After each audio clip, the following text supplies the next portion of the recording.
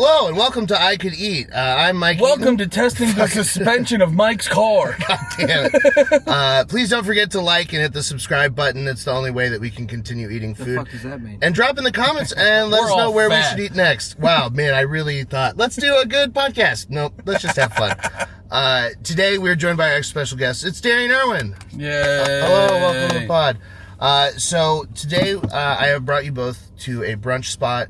We had a bit of alcohol last night, and there's quite a bit. You guys, I was not there. Yeah. Right? I don't. I had to think about it for a second. But yeah, so fun night, and after a night of drinking in Austin, one of the national pastimes of the city, there's nothing better than finding a good brunch spot to soak up some of that alcohol. So I've brought you both to one of my favorite places, Bird Bird Biscuit. When I was telling you about this last night, you were saying how overjoyed you were that chicken was added to the breakfast options. Yeah, I was just talking to someone about that, and I was just like, whoever introduced chicken to breakfast, I think that dude should be on Mount Rushmore. Yeah. It's definitely one of the best additions to breakfast there ever was. Wait. In your head, when did that addition happen? You don't have chicken biscuits in Pennsylvania? We do, but it's not like super common. Honestly, actually, I think the first time we were shitting on Chick-fil-A before we started coming over here, but that's why I appreciate Chick-fil-A, because that up in Pennsylvania, that made me realize that was an option for breakfast. That's what it is. That's what it is about Chick-fil-A. Is Chick-fil-A introduced normal Southern shit to people who have never had it, and they think it's the best, and it's kind of sucks. Yeah. No, it's. I think if you've had a chicken sandwich that was made in the South by a real chicken place, or chicken biscuit from scratch, a real chicken biscuit like what we're about to have here. When you have this and you go and have a Chick-fil-A breakfast sandwich afterwards, you're like, this is cheap imitation dog shit, and I hate it. No, I'm actually curious now to try it, because I realized that coming down here, I realized that with Buc-ee's, because I was like the northerner just jerking off Buc-ee's, and then you start talking to people down here, and they're like, yeah, we don't actually give a fuck about it. And then I had like real Texas barbecue, and then I tried Buc-ee's again, and I go, oh yeah, it's like not even fucking close, but you're not used to it, at least where I came from. I know New York has like some decent barbecue. In Pennsylvania? No, it's only when you get down south, but yeah, you don't have good high quality versions of it up north regularly, so when you hit Buc-ee's, you're just like, oh, what a magical fucking place. I found Mecca. And then you find real food and you're like, oh, Buc-ee's is dog shit. Yeah, and then you talk to Southerners and they think you're a fucking dickhead, like, rightfully so. It's like, oh, I've been buying my groceries at Walmart. It's like, well, then you deserve everything that happened to you. Ooh la la. Yeah. Well, Darren, you know all about biscuits from Tennessee, right? Yes. Yeah. Oh. Yeah. Yeah, they ruined my life. Yeah. That's it. Well, let's go have our lives ruined one more time at Bird Bird Biscuit. Let's do it. Woo! And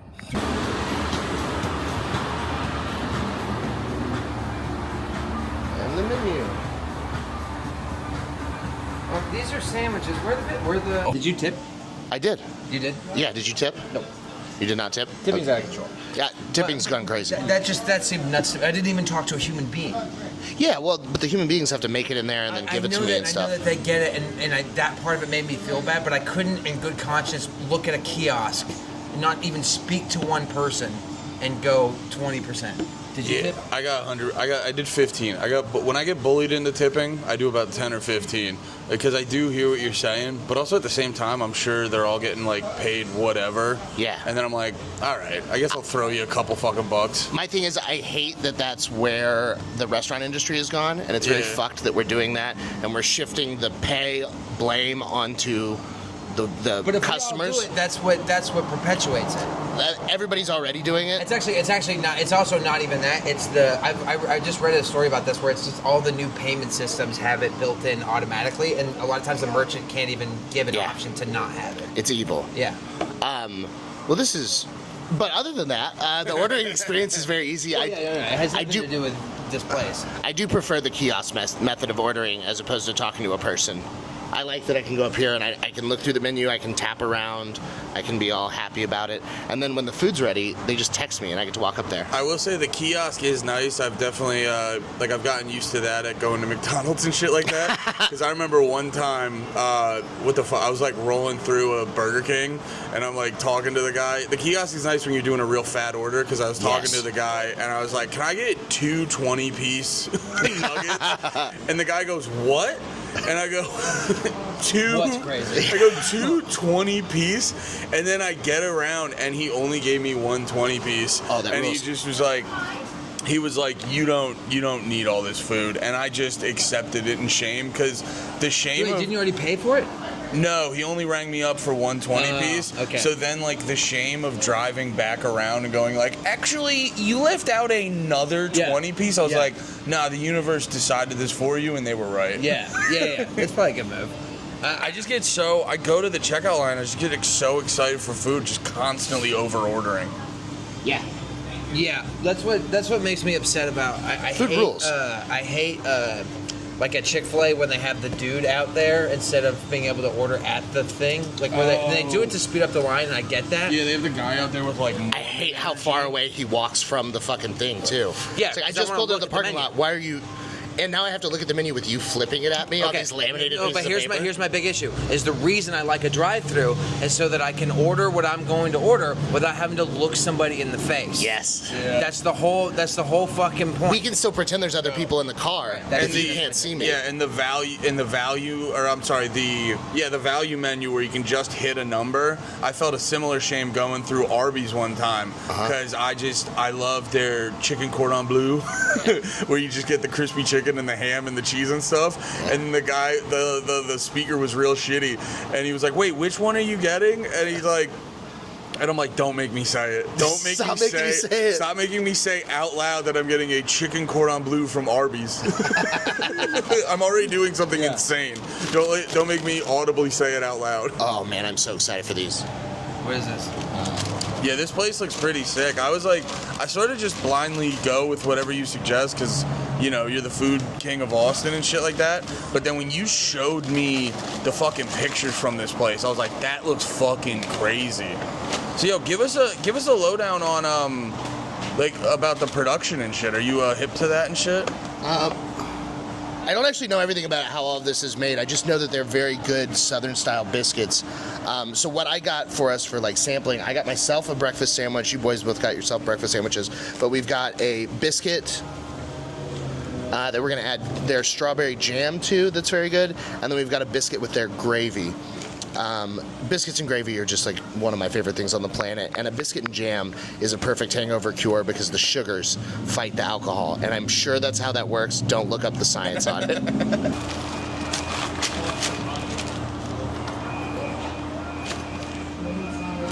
This looks crazy. Yeah, this is about to fuck. And Darian got fries. Yeah. That's what I'm fucking talking about. Oh, look at that. Damn. It's like an ogre's cum.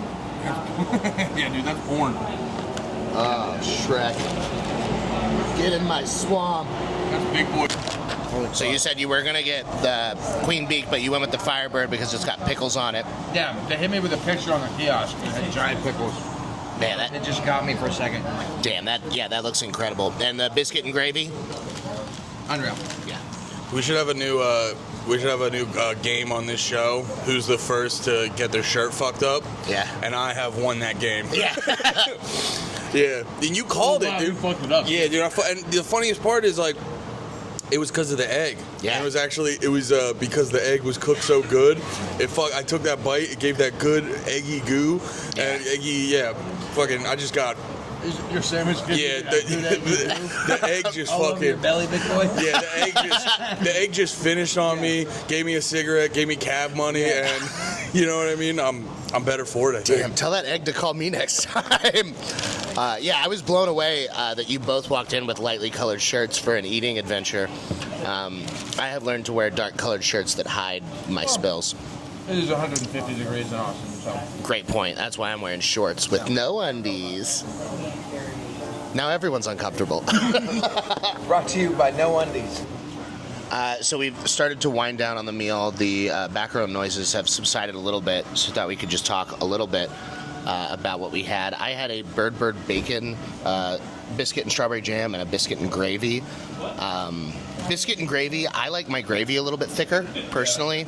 I like there to be a little more flour, a little more chunk to it. This one was a little wet, but the benefit of that is that it soaks into these super buttery, flaky biscuits.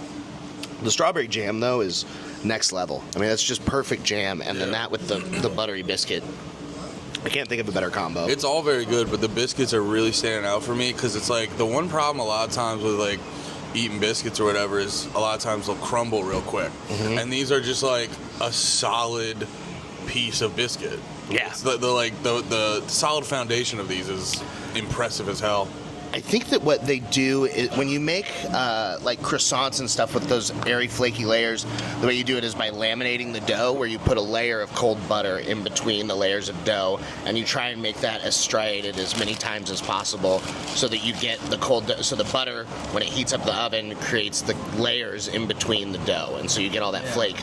I think with this, that it's less laminated, and I believe they use lard, which is just awesome. Have you ever cooked with lard? No, I haven't actually. Oh, it's very. I've eaten a lot of it. Do tell. No, What is lard? That's a joke. Okay. It's no, I cooked with it. I think that's what's in here. Can you imagine if I didn't know, like, what? Hearing about lard for the first, what? They make that? 900 You're like, pounds? I think- What? You're like, I don't know if he knows, Darren, but the call's coming from inside the house. But no, I cooked with lard when I was making. I made carnitas a while ago, and the authentic way is like cook with lard. You get the Mexican Coke. You get like, I think I got like fresh oranges or whatever. Yeah. And it was very good. You think you got fresh oranges? I can't remember. I forget if I Did got. the guy on the cart on the side of the road say they were fresh? How can you not know? Yeah. What's the difference between fresh oranges and just oranges? I more meant I can't remember if I got oranges or just got orange juice. Okay. It's just crazy to throw fresh in there. Yeah. I don't know. I'm having meat sweats. I'm just talking. You're crushing it. Thank you so much. I'm full of biscuits. But yeah, no, and like I made the carnitas. They came out real well, but like the cleanup afterwards, because lard just gets everywhere. Man. You got to use a lot of it. You're telling me. It's in my arteries. It's in my veins. It gets everywhere. It just won't go away. I can't get rid of it. I've been trying to clean. I've been putting biscuits through me with more, thinking maybe the lard will grab each other and take some friends out with it. You're hoping the biscuits will soak it up like when they clean seals with like in the Dawn commercials. Yeah. What if I started eating Dawn? Do you think that would fix what's wrong with me? I think so. Your diet is the equivalent of a oil-covered seal. My diet is fun because it's so close to just like, if you could go back even just 50 years and read someone a list of what I ate in a week, they'd be like, he must be a billionaire. He must be the richest man in the world. Yeah. And we'd all be like, come. All of us would be at a circus in the 50s. We're like, come see the fattest man in the world. A true abomination. How does he walk? And you're like, I am 300 pounds. It would be funny. It'd be more of a bummer to find out that it's actually just like the average American diet, and you're like, wow, this is why we all look like Mike Eaton. That makes perfect sense. All right, we made it back to the house out of the heat. That was good stuff. We finished the meal. We're now digesting. How are you boys feeling? I'm feeling good.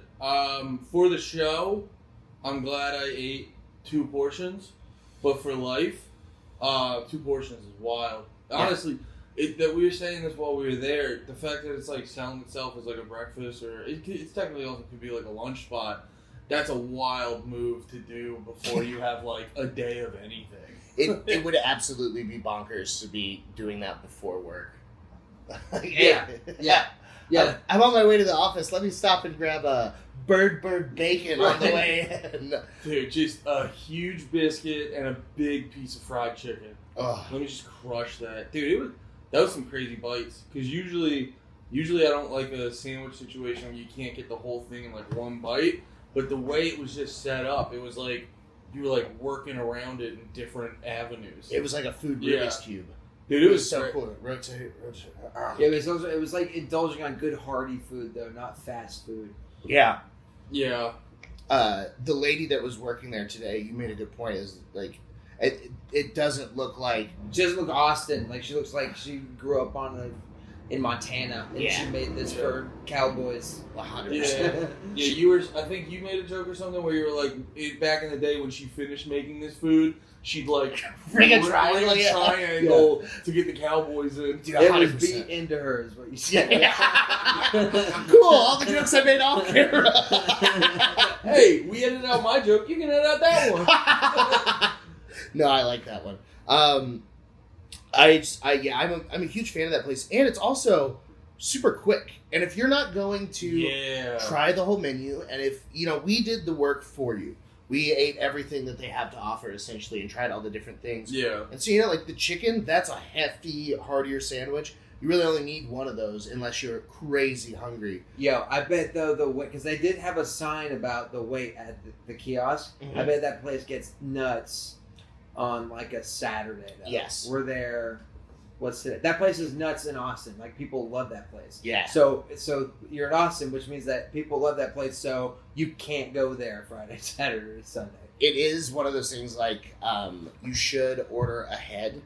Because you can order online. Oh, you yeah. can, you can access the kiosk, and then it'll give you a pickup window of 10-15 minutes, and then you just go and pick it up at the window, and that's the move to do it. When that place is busy, there are 6 or 7 people working inside, and the patio is unfind-a-spottable. But today, at Wednesday, at it was so quick. An hour before close, it took them 5 minutes to make our food. And yeah. So if you're a true alcoholic, you can go on Tuesday, or you can go on Monday, Tuesday, Wednesday.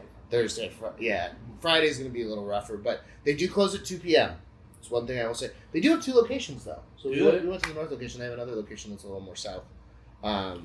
Dude, I don't see this happening, but how fucking amazing would that be if that was open, like, between, like, midnight and 4 a.m.? Wow. Because I'm eating that, like, that was nice hungover. No. But, like, mid-drunk, like, this would be so fucking perfect. But that cuts into our tax dollars. They're gonna have fucking police out there, fucking guiding people. Dude, I do hate that about Chick-fil-A. But, so Bird Bird Biscuit, super fantastic. Darian, thank you for joining. We can find you at Darian Comedy. Yeah. On Instagram and YouTube. Who cares? Andy Malafarina. You look like you're about to pass out. I want to take a nap so bad. I'm so full of delicious biscuits. It's just like the air conditioning's hitting, and I'm gonna lay. As soon as you both move, I'm gonna lay down on this couch and watch cartoons. Fuck yeah. Andy Malafarina on all social media. I post all my stuff there. Just too much to name. Yeah, and Mike is Eaton. Thanks, and don't forget to like and subscribe. Goodbye.